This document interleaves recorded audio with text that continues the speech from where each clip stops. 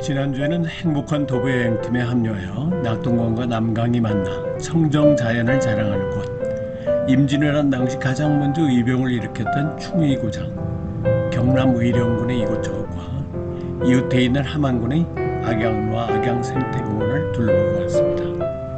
남해고속도로 군부가이시를 빠져나와 의령으로 향한 우리 일행이 제일 먼저 찾은 곳은 효충원이라는 곳이었는데, 효충원은 임진왜란 당시 의병에 참가하거나 일제치하의 여러 독립운동가를 배출한 수능안시에서 분파된 강진의 옛 지명인 함진안시의 집성촌으로 독립운동가 안희재 선상의 생가, 초대 문교부 장관을 지낸 안호상 장관의 생가가 있는가 하면 탐진안시의 종택 등을 둘러보고 왔습니다.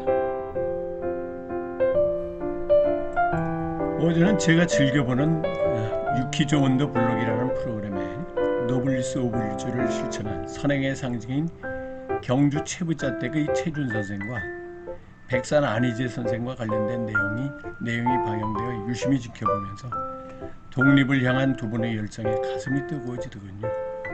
잠시 방송 내용을 살펴보시겠습니다.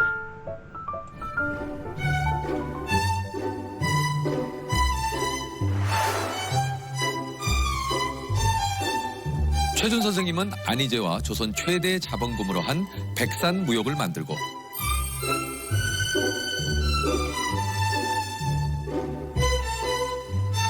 무역 대금 명목으로 전 재산을 상하이와 만주로 보냈습니다.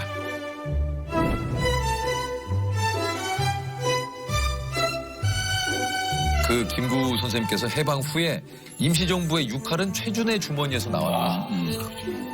그러니까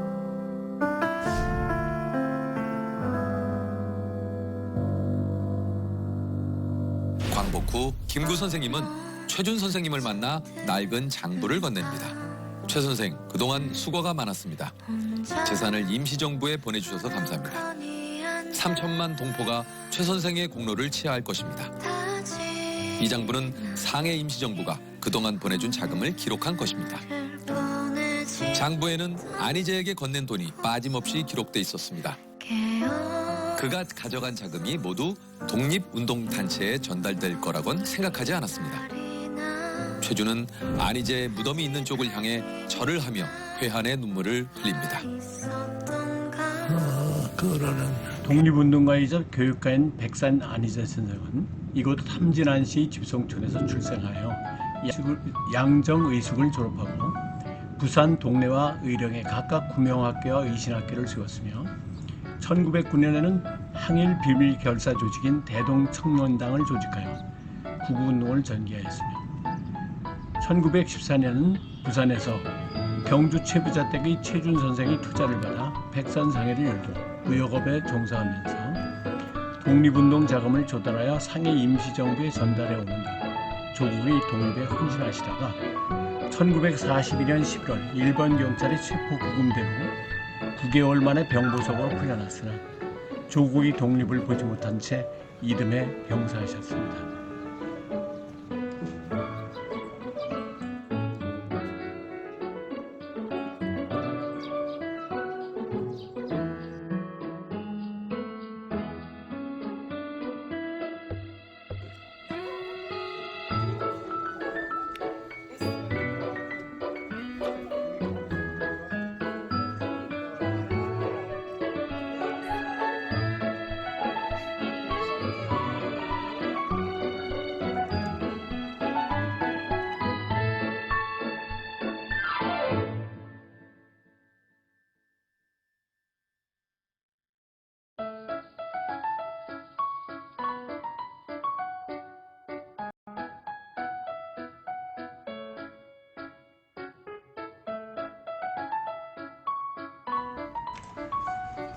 다음에 우리가 찾은 곳은 임진왜란 때 최초의 의병을 일으켜 왜적을 물리치며 붉은 옷을 입어 홍의 장군으로 불렸던 곽재우 장군의 생가를 찾았습니다.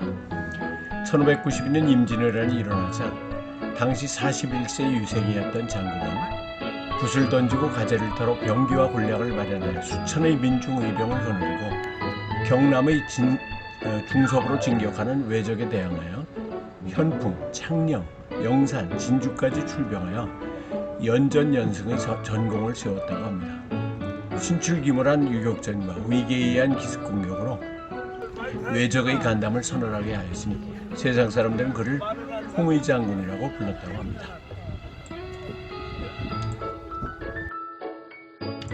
장군의 생가 앞쪽으로는 장군의 어린 시절부터 쭉 지켜봐왔을 수령 600년의 은행나무가 있으며 임진왜란 당시 큰 북을 달아치면서 전국 최초로 의병을 모아 훈련을 시켰다고 하는 현고수로 불리우는 느티나무가 있는데 지금도 해마다 열리는 의령 홍의장군 축제 행사를 위한 성화가 이곳에서 체화되고 있다고 합니다. 곽재우 장군은 경상도 병마절도사, 수군통제사 등에 임명되었으나 관직에 나가지 않았고 부총관 한성 부좌인, 함경도 관찰사를 잠시 역임하였으나 당쟁이 극심하고 민심이 불안한 정국이라 관직을 버리고 낙향하여 낙동강변에 망우정을 지어 은둔 생활을 하시다가 1617년 66세를 일기로 서거하셨다고 합니다. 활달한 필체에 시문에 두능하셔서 망우집이라는 문집을 남기셨으며 장군의 채취가 배어있는 큰 칼 등 유물은 보물 671호로 지정되어 충익사에 보관 전시되어 있으며 이곳 생가는 조선 중기 사대부의 사저로서 전형적인 구조를 본떠서 안채, 사랑채, 별당, 큰 곳간, 작은 곳간, 대문, 문간채 등으로 구성된 전형적인 반가로 2005년에 복원하였다고 합니다.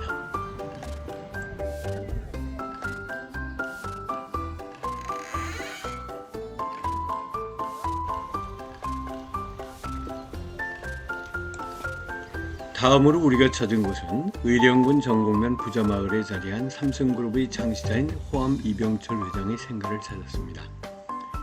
생가에는 차량이 진입할 수 없어 마을 입구에 마련되어 있는 공용주차장에 차를 주차하고 부자의 기운이 느껴지는 황금나무 조형물을 배경으로 단체 사진을 찍고 골목길을 따라 걸어서 생가로 이동하였습니다. 호암 이병철 생가는 삼성그룹의 창립자인 이병철 회장이 태어난 곳으로 1851년 이병철 회장의 할아버지가 대지면적 1907제곱미터의 전통 한옥 양식으로 지었으며 이병철 회장이 유년 시절부터 결혼하여 분가하기 전까지 이 집에서 살았다고 합니다. 일자형 평면 형태로 지어진 생가는 남서양의 평평한 대지 위에 자리 잡고 있으며 그동안 몇 차례 증개축을 거쳐 은은하고 고고한 멋을 풍기는 오늘의 모습으로 단장되었다고 하는데요. 생가는 안채, 사랑채, 대문채, 광으로 구성되어 있으며 아담한 토당과 바위벽으로 둘러싸여 외부와 구분되고 주위로는 울창한 대숲이 조성되어 운치 있는 경관을 연출하고 있었습니다. 풍수지리에 의하면 이 집은 곡식을 쌓아놓은 것 같은 도적봉 형상을 하고 있는 주변 산의 기운이 산자락 끝에 위치한 생가터에 혈이되어 맺혀 있어 그 지세가 융성할 뿐만 아니라 멀리 흐르는 남강의 물이 빨리 흘러가지 않고 생가를 돌아보며 천천히 흐르는 역수를 이루고 있기 때문에 불을 누릴 수 있는 명당자리라고 합니다. 생가에는 안채와 사랑채, 기둥마다 주련이 걸려 있었는데 그중 사랑채 주련 중에는 왼쪽 편으로 추사 김정희의 글씨가 눈에 띄었습니다.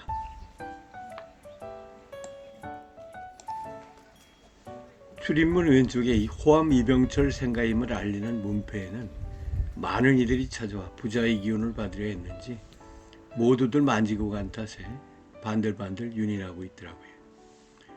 생가를 빠져나와 골목으로 들어서니 부자광장으로 가는 이정표가 보여 그곳으로 가는 동안 벽화와 여러 조형물들이 설치되어 있었으며 부자광장에는 부자들이 남긴 명언과 이곳 출신의 재벌들의 생애와 명언을 적은 조형물들을 볼 수 있었습니다.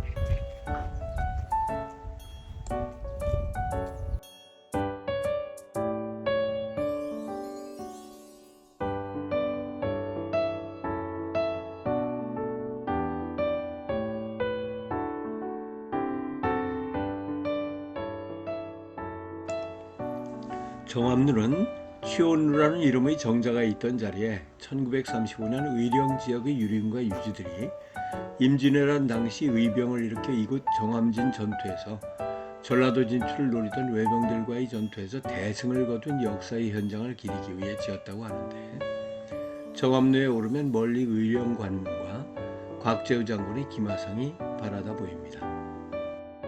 정암철교는 지금의 도로망이 생기기 전까지는 부산, 창원 등의 경남 동부 지역과 서부 지역을 거쳐 전라도 지역으로 가는 교통의 요충지 역할을 했다고 합니다.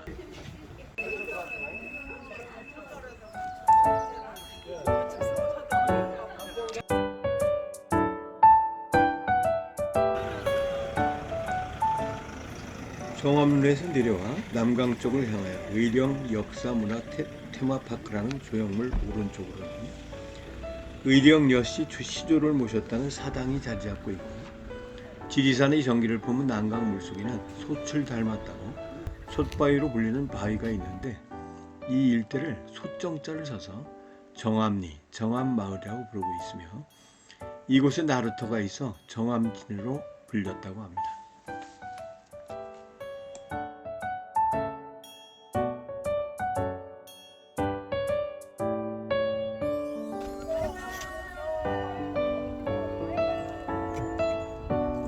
다시. 솥바위는 물속으로 솥의 발을 닮은 형상의 다리 3개가 숨겨져 있다고 합니다. 솥바위를 중심으로 반경 8km 내에는 부기가 끊이지 않는다는 전설이 현실이 되어 삼성그룹, LG그룹, 효성그룹의 창시자가 인근 8km 반경에 생가를 두고 있어 사업을 새로 시작하려는 이들이나 입시를 앞두고 있는 많은 사람들이 이곳을 찾아와 소원을 빌고 있다고 하여 소원바위라고도 하며, 매년 이곳을 중심으로 리치 페스티벌, 나눌수록 좋은 축제, 행운도 행복도 부의기운도라는 테마로 부자 축제가 열리고 있다고 합니다. 솥바위 위쪽으로 빨간 지붕의 풍차 조형물을 따라 역사문화 테마파크를 걷다 보면 부귀와 관련된 여러 가지 조형물과 솥바위 인근에 생가를 둔 4명의 재벌그룹의 회장의 생애와 명언을 적은 조형물들도 자리 잡고 있었습니다. 뭔가 잘 안 풀리고 있다 싶은 분은 솥바위에 소원도 빌어보고 부자의 기운을 흠뻑 받아가실 것을 권해봅니다.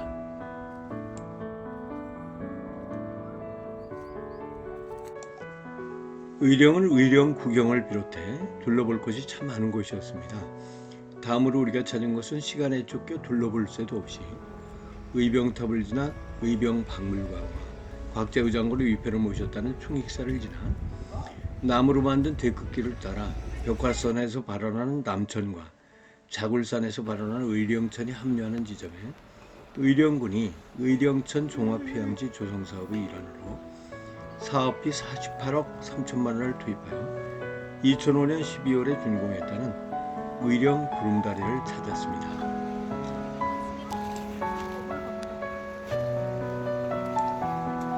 주말뿐만 아니라 평일에도 많은 사람이 찾고 있다고 하는데, 총 연장 255m, 주탑의 높이가 45m, 다리 높이는 19m의 Y자형 단위로 의령천 수변공원과 휴게쉼터, 산책로로 연결되어 있었습니다. 주탑 아래쪽 건물에는 여러 형태의 분수가 설치되어 있고, 주탑을 향해 조명을 비치고 있어 야간에는 멋진 야경을 볼 수 있다고 합니다.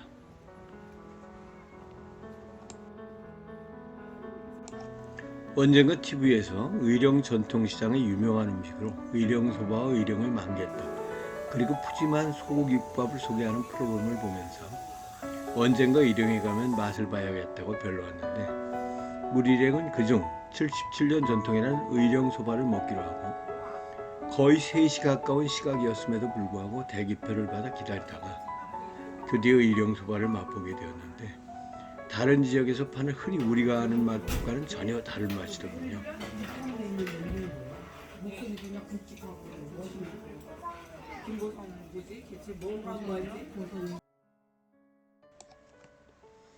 우리 일행이 식사를 모두 마치고 나올 때를 기다려 잠시 시장을 둘러보았는데, 만개떡을 사려고 하니 너무 긴 줄이 늘어서 있어 포기하고 돌아선 것이 지금도 아쉽습니다. 의령 전통시장은 3일과 8일에 5일장이 선다는데 우리가 찾아간 날은 장날이 아니어서인지 시장 입구의 의령소바와 만개떡을 파는 곳만 사람들이 북적인 것과 달리 시장 안은 적막강산이었습니다.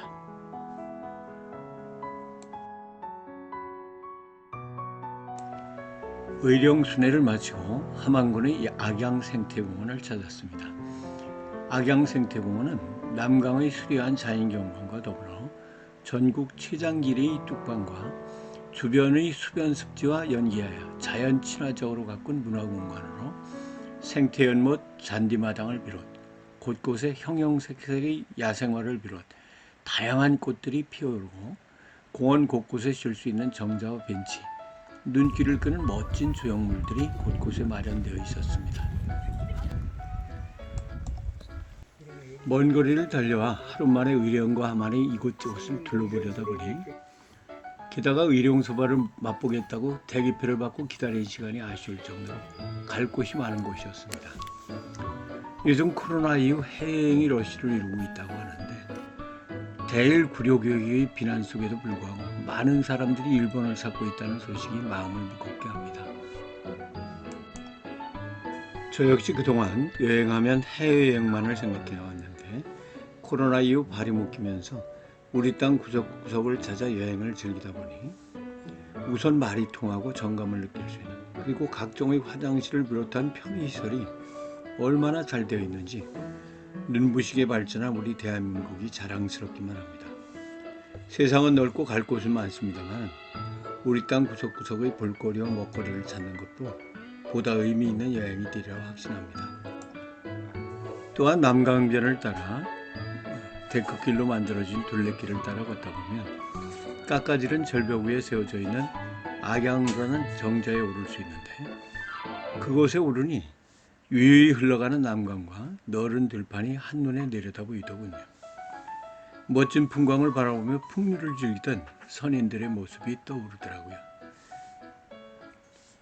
악양루는 순응한시 문중 소유로 관리되고 있다고 하는데 현재 이 건물은 1963년 중수되었다고 합니다. 낙수 연천 만돌이 악양의 하얀 달은 강물에 가득하고 낙수 이 낙동강물은 하늘에 다 만도에 흐르네 이런 식으로 시작했어. 뭐 여기서 그리고 운이 있게끔 아주